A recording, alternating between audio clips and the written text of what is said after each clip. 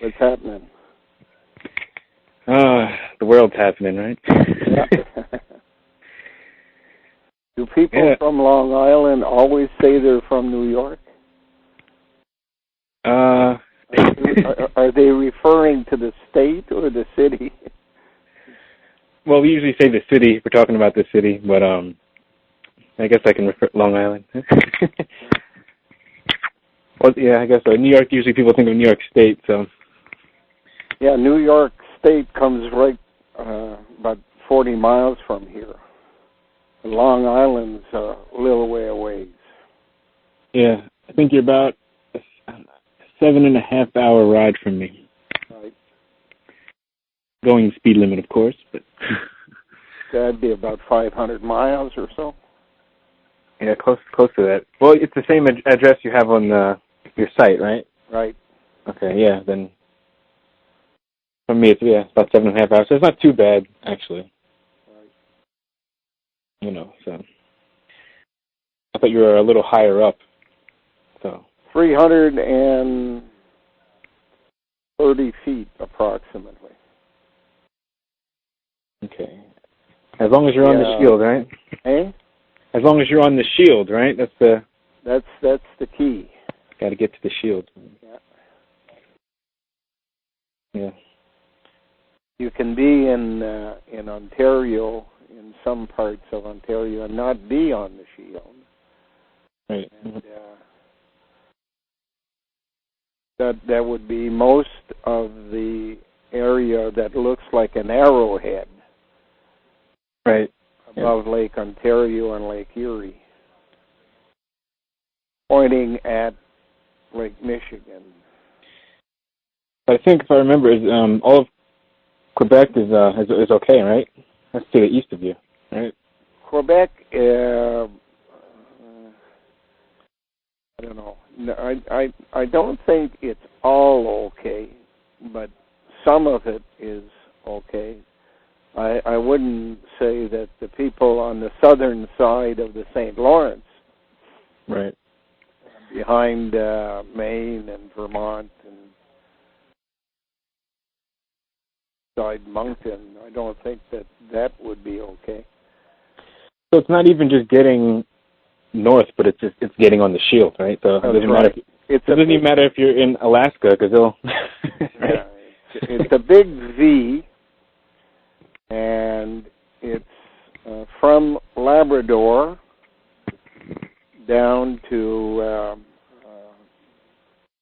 say, Brockville, if you're making a point on the St. Lawrence River. And on the other side, it would be going up the Trent Canal to Lake Huron, and across, there's a point in the province of Ontario where the line kind of swings sharply going towards Hudson's Bay. Well, you would be going past that point and up to the Northwest Territory, what is now called Nunavut, where there is Great Slave and Great Bear Lake. That would be about the boundary. Okay. Now, the shape of it, as I've said before, is somewhat like Sherlock Holmes's hat, where our area of Ontario would be the sun visor, and then up at around the 53rd parallel, it would be a circle around the Arctic. And on the other side, there would be a flap that takes in the Gobi Desert, the Gobi Desert. So. Okay. But some people describe it in another way and put the flap, the visor, as Labrador, and the hat, looking like a Russian Moscow hat, has ear flaps. So we would be one ear flap on the right-hand side of the visor, and there would be another ear flap on the other side of the Arctic, which would be the Gobi Desert, and it would extend west to the line that is approximately Nebraska at a certain height. Wow. And you said it's about 1,000 feet below you, right? Yeah. Roughly? The Labrador, I think, is about 6,000 feet high, and Kingston would be ground level for the Canadian Shield. So it's a slope that goes from Kingston up to Labrador. And at our place in Ontario, we're about 1,000 feet above the actual shield. Okay. And the interesting item is that below us, about 800 feet above the Canadian Shield, is a stone structure or a rock. Until we get there, we don't know exactly what it looks like. About 100 feet in thickness, which means that it would be equivalent to about a 10-story building. Right. And there's a relationship to a quote in the Bible that says, "And on this rock I shall build my church." Yep. And the suggestion is that the church is that rock below us, and that rock below us would be a storage center that would hold the secrets of mankind, therefore the basic knowledge of what they call their church. Wow. And the secret that must be unveiled if we're ever going to stop this activity that is now going ahead would be to find the thing of value that is within that structure below us, and then prove to the world that the history they've learned is incorrect, and that genetic engineering has been going on for a long time. I don't know if I told you the background of that is the story of Enoch. Yes, last time you spoke about that. Yeah.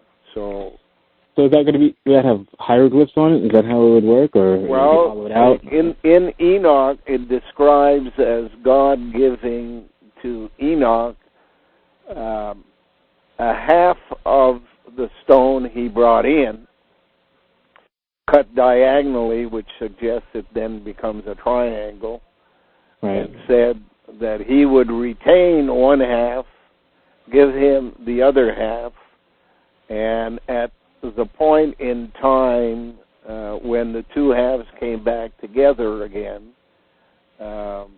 the information about the world would be known to everybody. Everybody would know the truth, type of thing. And one suggests that since the half that was given to Enoch was given to his son, and his son was Methuselah, the information received by Enoch and Methuselah has something to do with extending life through genetic engineering. In between the story of Methuselah living 960 some years and Enoch, there is the story of two other people, one that lives 300 years and another one that lives 700 and some years. So the suggestion is the information transmitted was about how genetic material could be used to clone an individual. And it's not really meaning that a person lived 300 years or 700 years. It means that from the genetic material received, they were able to make a new person who lived another so many years, and until they ran out, it took 300 years for the first one, took 700 and some years for the second one, and then Methuselah, living 960 some years, becomes the oldest they talk about. And my point is, it's not that he lived 960 some years, it's that they were able to grasp the concept that the DNA itself and where it came from was important, and therefore if Methuselah's DNA was stem cell rather than just ordinary, it can be replicated forever. And therefore, there's no purpose in just saying, and the next guy lives 2,000 years and what have you. So that stone, I suggest, was handed over to Joseph Smith. And it is the property of the Mormons, and the reason why they're in Salt Lake City, because I suggest this thing began at Lake Van in Turkey, which is a salt lake as well, and going to Salt Lake City, they went underground there and have established, from what I understand, a database of people's genealogy. That would be important in the context of, if you genetically engineer a person, that person has an impact on his descendants or her descendants for a period of 4 generations, whereby then the actual strength of the material passed down dissipates to the point where it becomes recessive, not useful on a day-to-day basis. That's basically what I'm studying now with using cats as opposed to people, because it can be done easier and faster. Right. They don't argue with me. That's nice. Yeah. So I have about 27, 28 cats, and there's always some dying and some coming forward, but it's interesting, the project, how starting off with 2 cats, you can end up with 28 cats, and they're all different. Do any of them have defects? I beg your pardon? Do any of them have defects? Yes. Some of them are born with birth problems that are common to cats, and they die basically in a matter of weeks or months. I've had, I think, about 6 cats go through that experience. Okay. Some of them have long hair, some short hair, some are every color you can imagine, from black cats to white cats. And most of them are orange. Orange seems to be a favorite color of direct genetic engineering, and it's suggestive of people with red hair. coming out of Mongolia would have been probably original material. And from the red you get buff or blonde or orange. If you remove some of the red from the orange, it gets to be brown or tan in color. Oh, okay.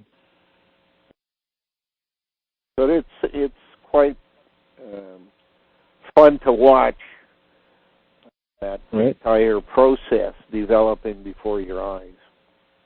Now, what other animals do you have on the farm? One donkey, symbolic here of union leaders.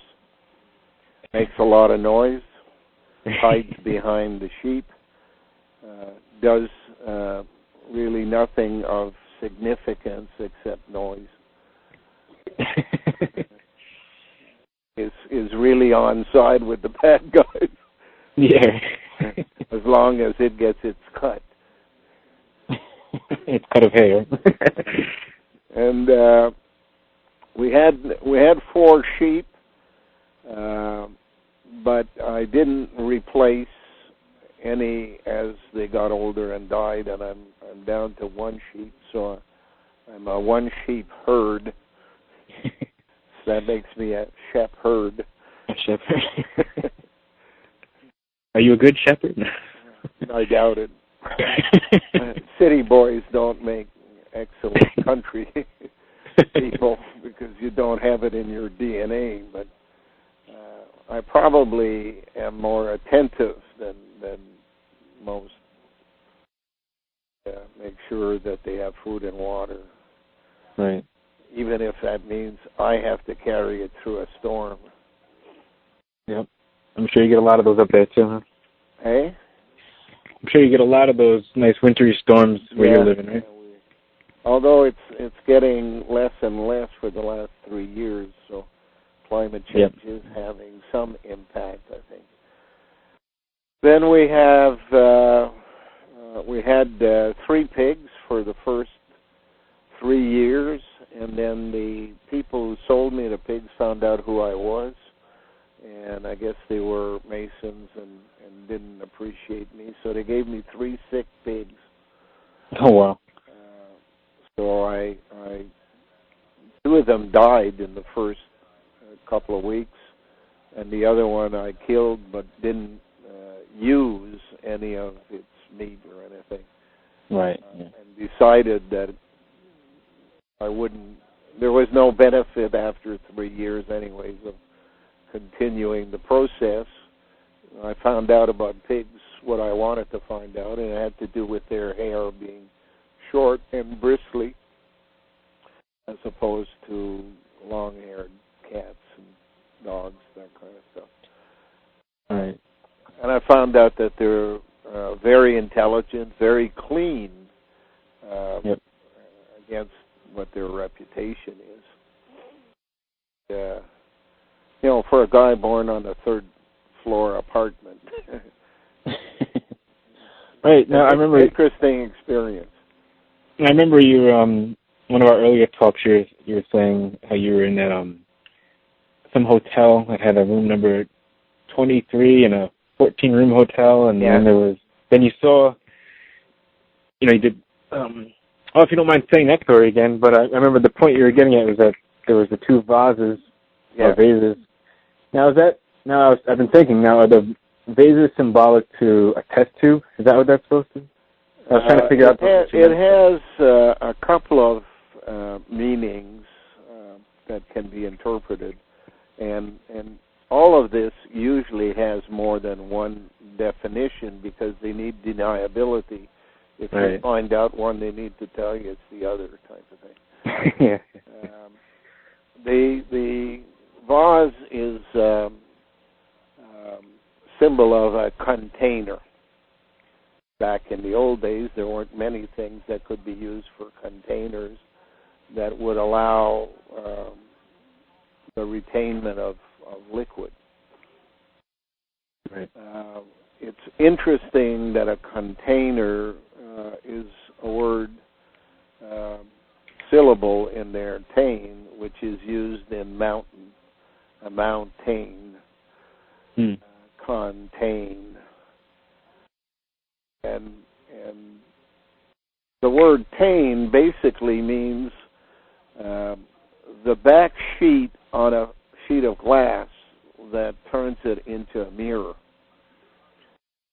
So that a mountain and a container blocks your vision of what's really behind it. And therefore, the Chinese trying to demonstrate what would be the best slave would use a vase to describe a person holding inside of it the information needed in genetics. But it was made of clay, a pot made of clay, which was pretty plain stuff. And they found a way to glaze the outside of it in the material we call porcelain. And porcelain is suggestive of something on the outside that embellishes everything but denies you real knowledge of what's inside. And if you use the word porcelain and break it down into its component parts, you have two parts.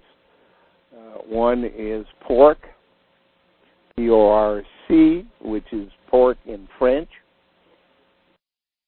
Rock, if you will, R-O-C.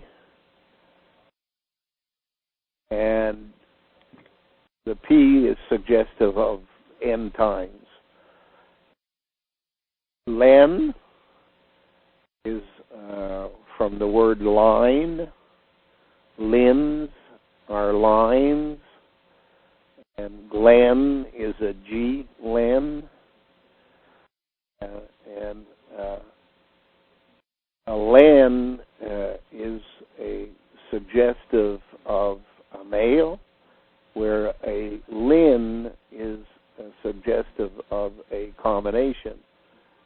One instead of an E, I and E being key letters. Therefore, all of it is to say that in the end, that brought on the idea that a male could be used as the main structure, a female could be used to cover the outside because it's a better marketing vehicle, and it already has built-in abilities to replicate itself, although it would not be given the instruments to make eggs itself. It could, in fact, take an egg from a jar and insert it, and then it would be fertilized because hermaphrodite has a single testy. Maybe it's considering the fact that the male inside's testes could be the fertilizer agent in there. And the whole would serve as a vehicle, the ultimate car for transporting Neanderthalers around. And the Neanderthaler wouldn't go whole, because whole lives in the Moho discontinuity, but in the period they spent in Japan with the Jesuits in the 16th to 1800s and closed down the country, one of the tasks they were working on was miniaturization. And what the Neanderthalers wanted miniaturized symbolized by the bonsai trees, is the medulla, pons, and thalamus and hypothalamus and pituitary gland and all of that, so that it could be a structure small enough to be fitted into the neck area of this new slave. Of course, that's all symbolic of genome, genetic material that has to be assembled that will grow into that material or those parts of the body, and that in the end brought upon the final product that is to be the best slave, a male, 5'10" to 6'2", female exterior, capable of carrying a fetus to term from egg on, and controlled robotically by a medulla fitted in the neck that would will the will of the Neanderthalers and not the will of the slave. So prior to this, there were, they hadn't developed this into the neck of the slave, so people that lived before this time didn't have the Neanderthaler in their neck? They didn't have the Neanderthaler in the neck. They had male with female parts or female with male parts. So my suggestion is that the number 6 is the number used for female, and the number 9 is the figure used for how you make something that resembles female but is not female. And the two put together are equilibrium, the flag of Korea, 6 and 9 together. Right. Whereas the male is a number 8. And the 9 was constantly being worked on, and that's how you go from male to homosexual, from female to lesbian, cross-gender, all of those variations that were attempts at getting what they wanted were considered to be number 9s. But what we're seeing introduced this year is number 10. And number 10 is basically the first finished versions that they consider of the combination of the three, what they call triune, 3 in 1. Right. And they had basically done it in some ways, Golda Meir, for example, being one example. At the other end of the scale, Carla Bruni gives you an idea of what they're working on in appearance, or porcelain. But what they're really aiming for is the right balance for a world leader. And that balance at this stage of the game suggests that it would be Hillary Clinton or Chelsea.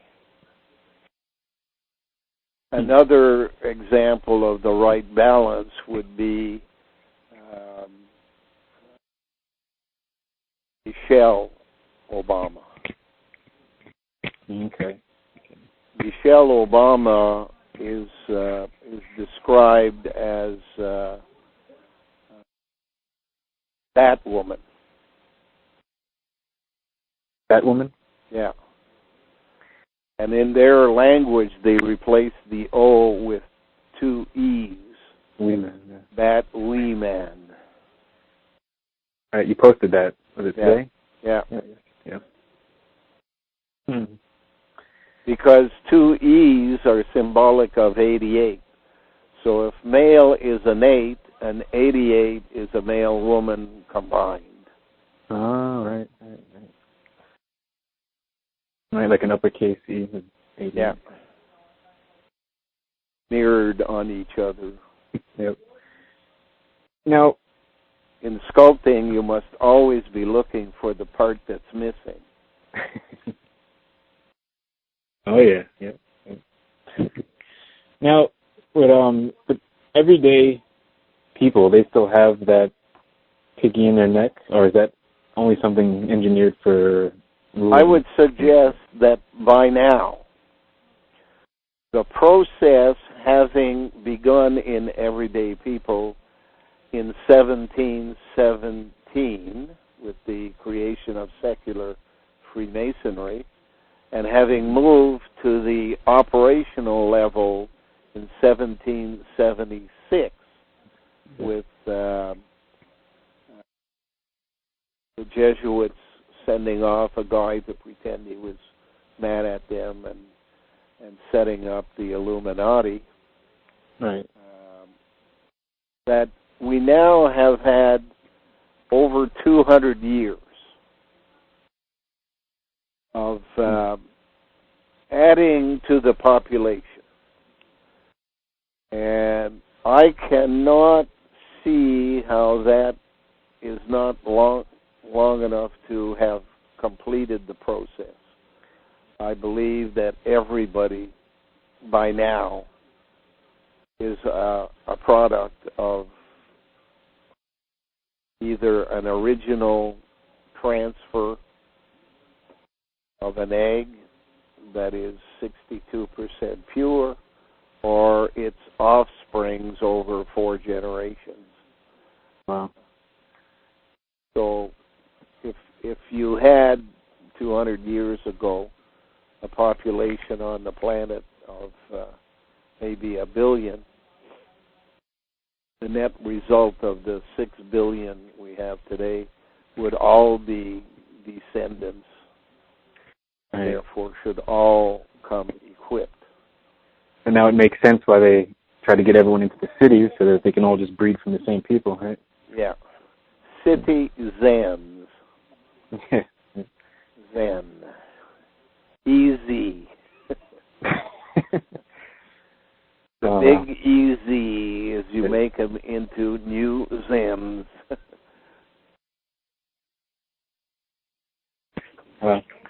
Now, was the language, to go back now, when how would the Neanderthalers and clan mothers communicate? If they're just... The suggestion is that the Neanderthalers cannot speak in the normal sense of the word. Click language may be part of the description, but certainly more likely would be pictographs. And I don't think there is much of a suggestion of intercourse having occurred between the two, although exceptionally speaking that might have occurred. It's more a genetic engineering performed on clan mother by Neanderthals. Okay. And the symbol, of course, is woman X chromosome. And male, you break off a leg, make a Y chromosome. And the variations in between, when they were dealing with gays and lesbians and things like that, would be how much of the broken leg is still there. Right. That makes sense. That's symbolic, of course. It's all translate to genome and much more complicated than I can deal with. I'm sure. It's just interesting to think that even, like, you know, for how long ago that was, or just being able to come up with technology that can even see genes and be able, let alone manipulate them. And, you have to think of it not from our point of view, but from their point of view. Having been born at least 120,000 years ago, some say 200,000 years ago, and others go further still. But if Neanderthaler was in fact a shrub-type person with very, very high intellect as a group of people, before they came in contact with the clan mothers, which would have been in 85,000 BC, they had a period, therefore, of at least 30,000 years to perfect their understanding of genetics. They then lived with the clan mothers, not in the same room, but in the same general area of the Afar Triangle of Ethiopia and the Olduvai Gorge and all that area, from 85,000 years BC to 58,800 BC, which again gives you 30,000 years. So you have 60,000 years of knowledge followed by alpha test site.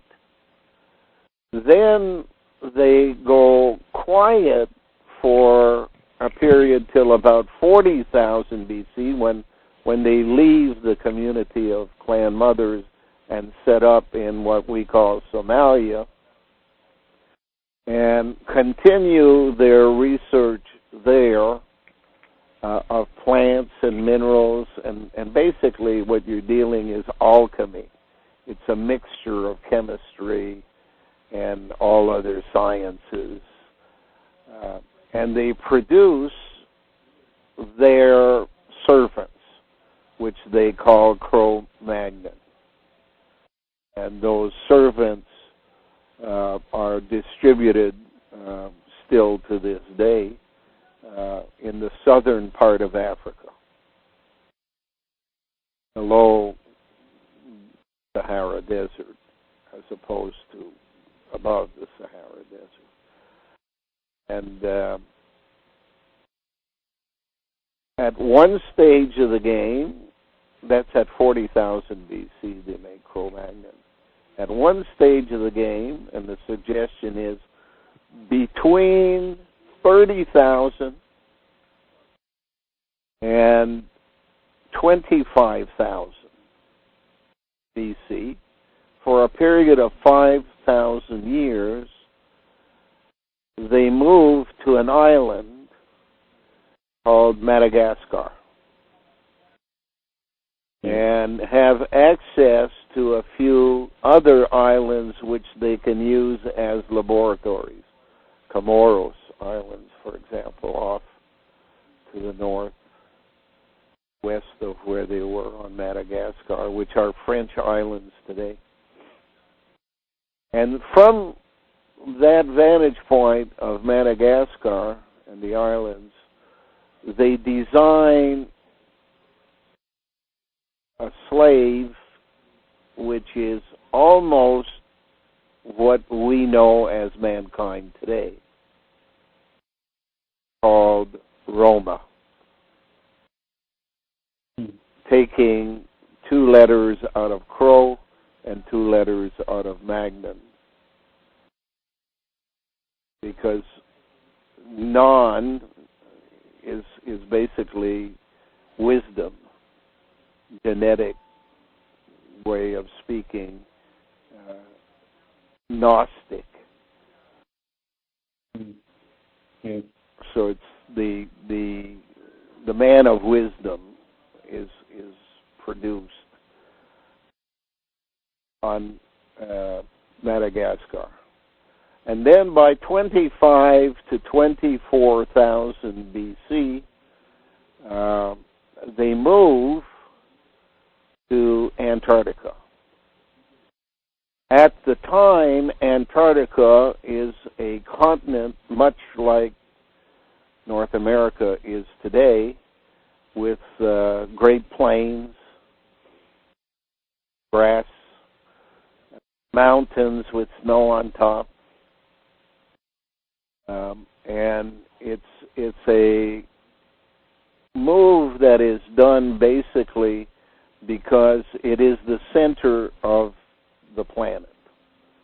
If you look at the site on the left-hand side, I have a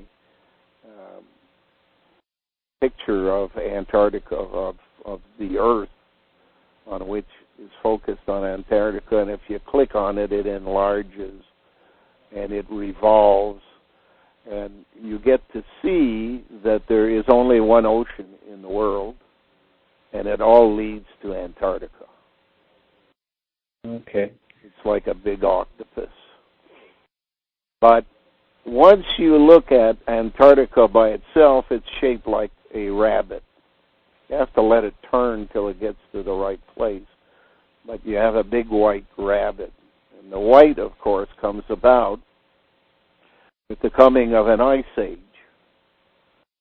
An ice age is a thing that happens on Earth on a semi-regular basis.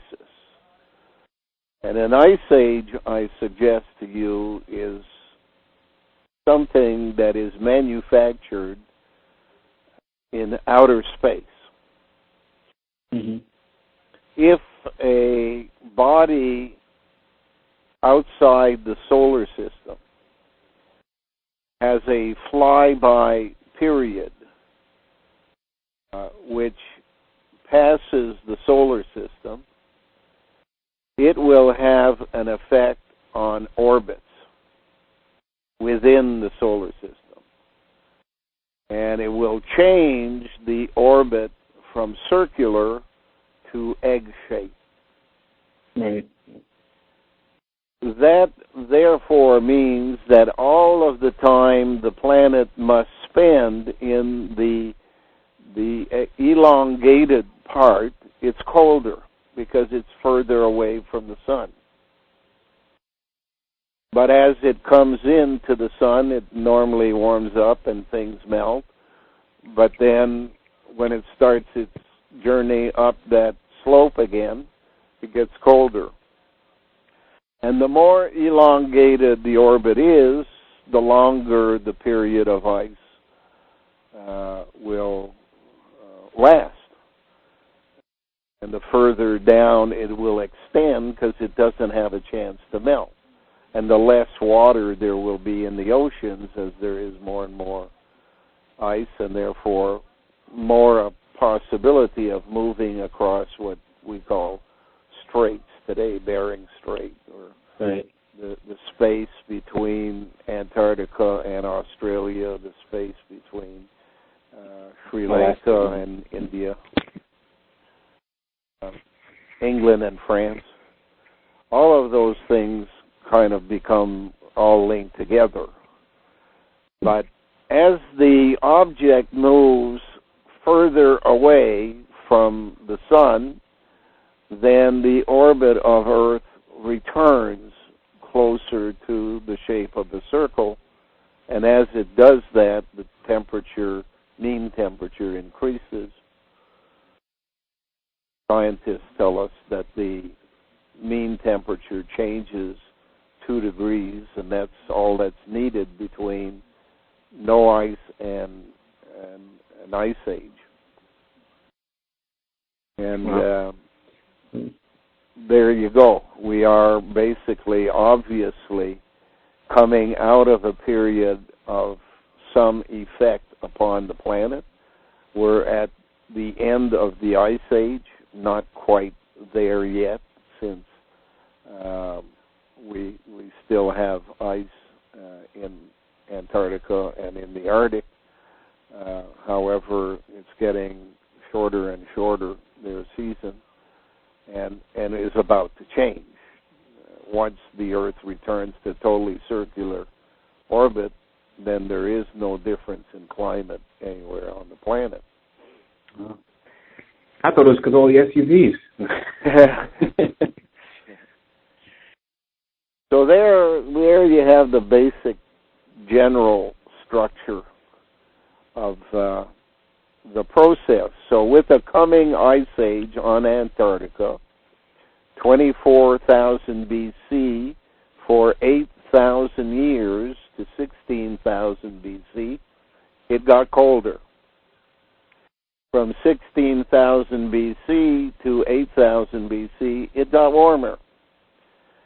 At about 13,000 BC, as it was getting warmer, it was possible for some Roma to be sent out and do some exploration on the surface of the planet, getting straight their ground positioning, and I'm sure matching up surface areas with their shortest tunnel distance from underground, so that they would know where they were popping up, wherever they were popping up, anywhere on the planet. Since the Moho discontinuity itself would completely encircle the mantle,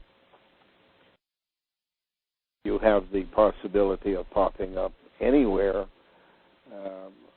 and the usual route would be an extinct cone volcano.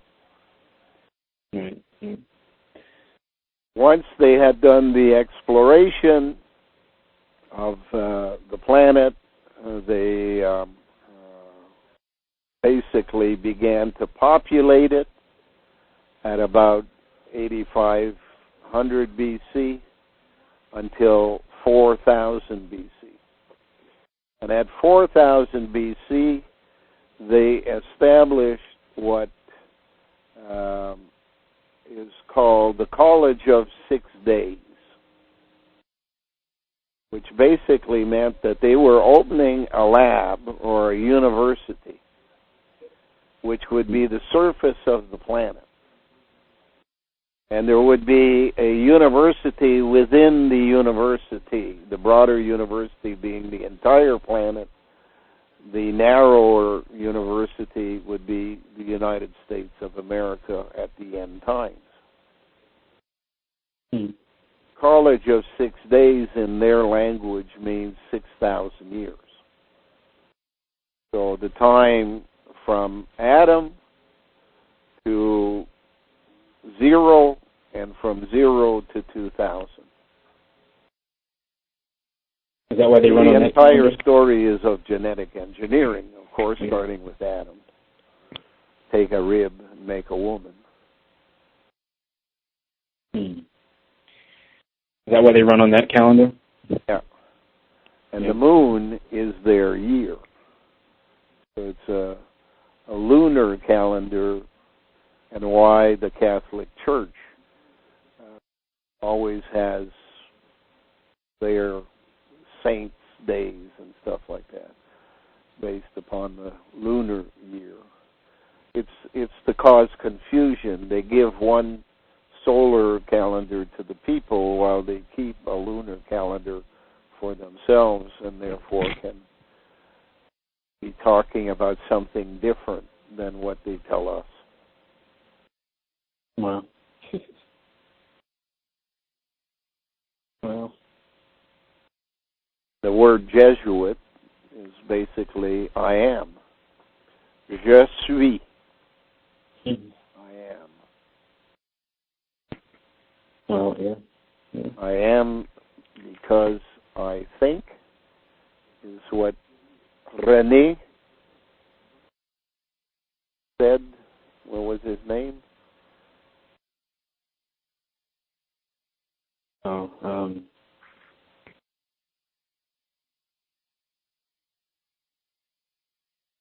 Philosopher from France. Yeah, mental block right now. Yeah, I get these blanks too occasionally. But anyways, the word René just means reborn. So when they're talking about born again in the Christian Protestant churches, there's really two versions of that. The version that they're selling is that you can have everlasting life by giving them money. Of course. But in reality, without their help, you could have everlasting life if creation decided to use your DNA over and over again, and along the way, the procedure being understood by the one they call creator, gods, they also, through a system called intelligent design, or in science, genetic engineering, could model what creation can do. That's basically to store the DNA, divide it into its component parts, recombine it into what you want the new species to be. For creation, it was basically from chemistry into plant, into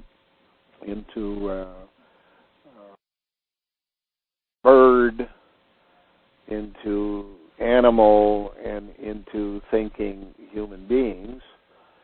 So Creator stole the concept and wrote a religion around it and pretended to be creation and used the knowledge they had gained in intelligent design to manufacture people who can be physically born again, as creation had caused clan mothers to clone themselves.